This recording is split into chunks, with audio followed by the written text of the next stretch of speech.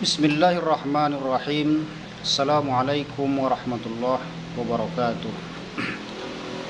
Perkenalkan, nama saya Mutiara Matondang, salah satu mahasiswa pasca sarjana program studi pendidikan agama Islam Universitas Islam Fatmawati Soekarno Bengkulu. Pada kesempatan yang baik ini, izinkan saya menjelaskan sedikit kepada kita semua tentang sejarah awal masuknya Islam ke Bengkulu.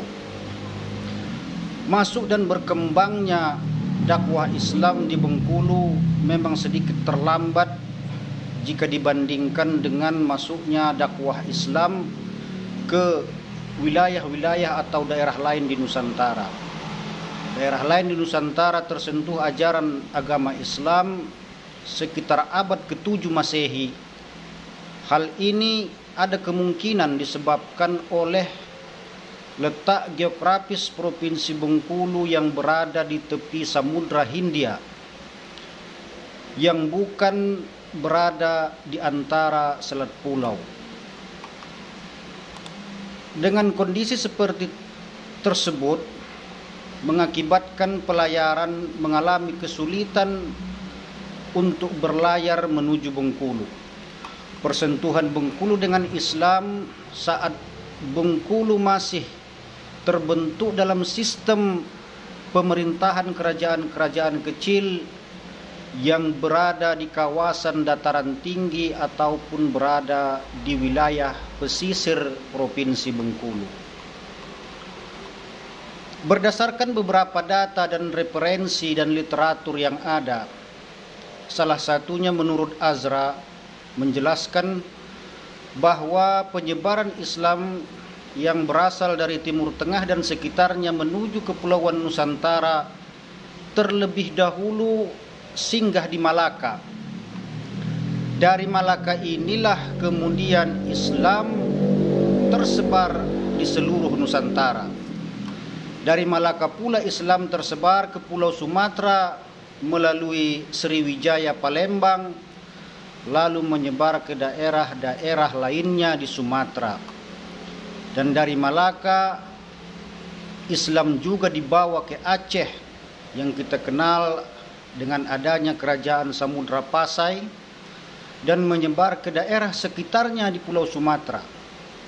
Sedangkan Sumatera Barat menerima Islam melalui wilayah Palembang dan Aceh. Berdasarkan teori jalur penyebaran agama Islam di Nusantara tersebut, Islam masuk ke Bengkulu melalui Minangkabau atau melalui Palembang, dan pada masa-masa tersebut Bengkulu masih berbentuk dalam tata pemerintahan berupa kerajaan-kerajaan. Salah satu kerajaan tertua di Bengkulu adalah Kerajaan Sungai Serut dengan raja pertamanya Ratu Agung sekitar 1550 sampai 1570 yang berasal dari Gunung Bungkuk. Sumber lokal yang terhimpun dalam Gelumpai diperoleh keterangan bahwa tahun 1417 seorang dai dari Aceh bernama Malim Mukidim datang ke Gunung Bungkuk Sungai Serut, kawasan Lematang Ulu.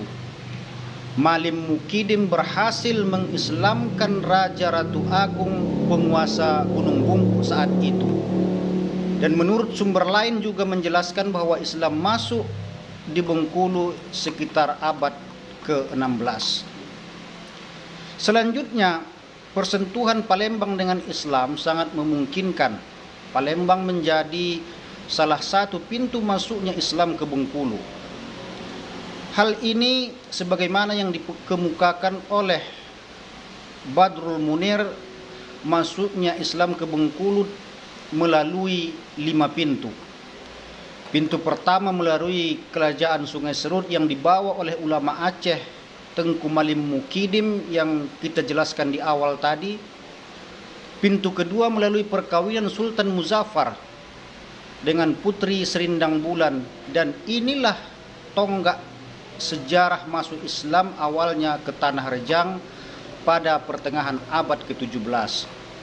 Pintu ketiga melalui datangnya Bagindo Maharaja Sakti dari Pagaruyung ke kerajaan Sungai Limau pada abad ke-17. Kemudian pintu keempat melalui dakwah yang dilakukan oleh dai-dai dari Banten sebagai bentuk hubungan kerjasama Banten dan kerajaan Selebar. Dan yang terakhir, pintu kelima masuknya Islam ke Bengkulu melalui daerah Muko-Muko setelah Muko-Muko menjadi bentuk sebuah kerajaan.